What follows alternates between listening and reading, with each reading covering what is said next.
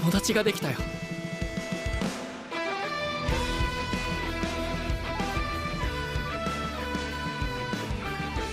リディア、よかったな。あれがお前が見たかったレイの姿だろ。やれやれだな。The Iceblade Sorcerer, it's done. It's complete.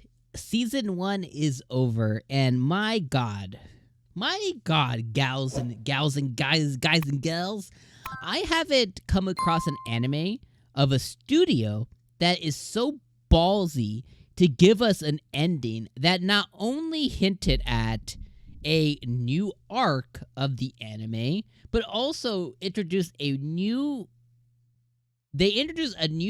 character. For the most part, they reintroduced a new character to us during this episode, and then they went above that, and they also introduced a brand new, never-before-seen character at the end of the credits. After the credits roll, they have some other one being like, Oni-chan, ¿dónde estás, Oni-chan? Like, you have this other little girl talking about, where her brother is, seemingly referencing potentially that her brother might be Ray, which makes no sense because Ray was a little kid when he was found. His village or whatever, his town was burnt or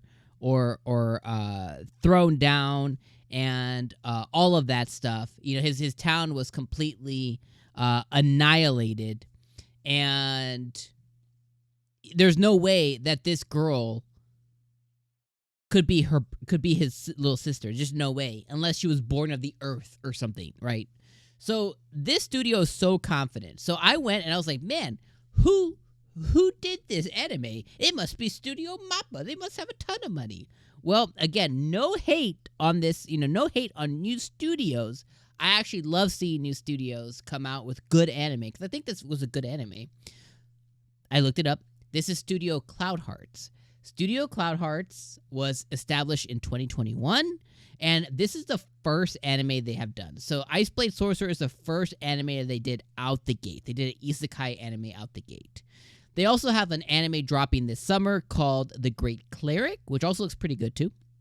And then next year in 2024, they have a romance anime coming out. It seems to be like a Yuri anime that has to do with music and girls' love and romance. Looks pretty good as well. This one is called Whisper Me a Love Song. So they have a couple of projects on the horizon, and with them having a couple of projects on the horizon, when they going to have the time to do season 2 for Iceblade? So it's either it's already going to come out and there's a date on the horizon for it. I know I've used the word horizon twice. I'm sorry, but there's a date that it's in production now, and we're going to get Iceblade Sorcerer season 2 like this summer or something, like a surprise. Or we may not get it till after that Girls Love anime that I mentioned, which is, at that point, if we get season 2, we're looking at 2024, 2025. Like, the anime was pretty good. Wasn't that good? Like, that's crazy to me if they would end on that. Like, they had so many other chances to end the episode. They could have ended the episode with Ray showing up to the fireworks and all the girls are there, and they could have just cut to black. When Ray was having his monologue about his past friend who died and whatever, they could have just ended it there. He's like, and my school journey continues or something. They could have ended it so much different, but they decided to force feed us a new arc, which is called the Magic War. It's called the Magic War arc. I'm not editing that out, by the way. You guys got to live in all the blah, blah, blah. Aryan comes and recruits Ray. She's like, I need you on my Magic War team or something. He's like, oh. And I was like, whoa. And then at the end of the episode, after the credits, it's the Oni-chan brother stuff. It's like another new character. Ballsy.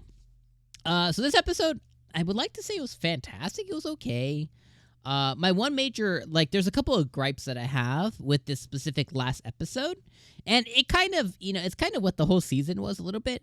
This episode introduces two things. So I think last episode before, we had that white-haired lady talk to Maria Bradley, which is the white-hair vampire-looking girl. Like her a lot. Very cute.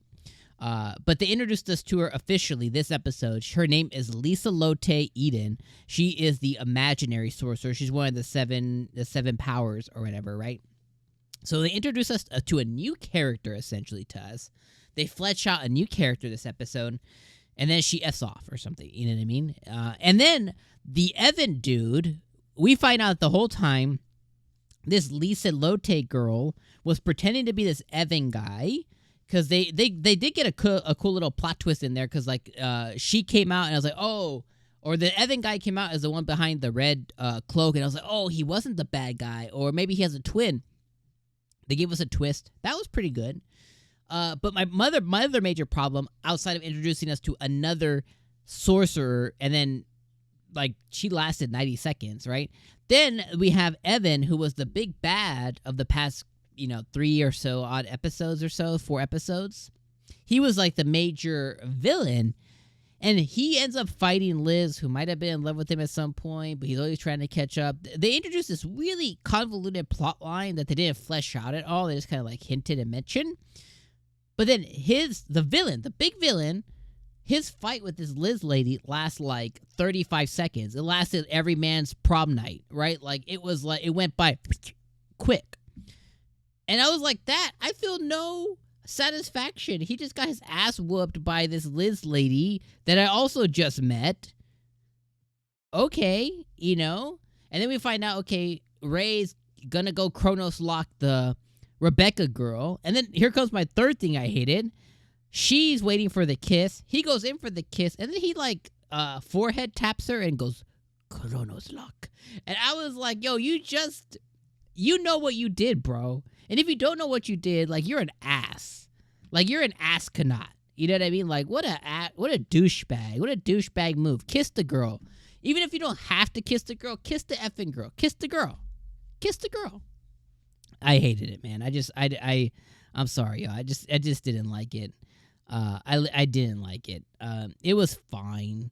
And then we also have Ray's fight with the Beast guy. That also lasted a couple of minutes. And he did some Prima Materia, super code, jitsu, mind coding. And then the guy turned red and he went, I know you, and died. I'm like, okay, well, I don't know. It was fine. It was a fine episode. It was a fine season. It's a fine anime. 6.83, 6.725 out of 10. It's perfectly serviceable. It has funny moments, and it has a lot of stuff I really don't like. It's an okay anime, and it was an okay ending to the anime, and it was a awful choice to end the way they did, especially if we don't actually get a season 2. Oh my god, I haven't been this. If it doesn't get a season 2, I haven't been this slighted since like, I don't know, Classroom of the Elite. Thank God that got a new one after like, I don't know, 5 years or something. Or what was the other anime? Oh, it was no. Oh, damn it. It was the one with the McRonald's one that Devil's a Part-Timer, where like I was like, season 2 is gonna happen, and like 10 years passed, and we got a season 2 finally, and it was not good. So like, I don't know. I'm done. Let me know what your guys' thoughts are. The season was okay. The anime was okay. I like a lot of the girls. I think Ray is fine. It was fine. Let me know what you guys thought in the comments below. Any thoughts? Hate on me. Hate on my thoughts. It's all good. Let me know in the comments what you guys feel about this last episode and everything else. And if there is a season 2 announcement at some point, let me know in the comments. Come back to the video at some point and tell me if I don't cover it. All right. Thank you guys for this journey. It's been awesome. I'll see you in the springtime. Peace.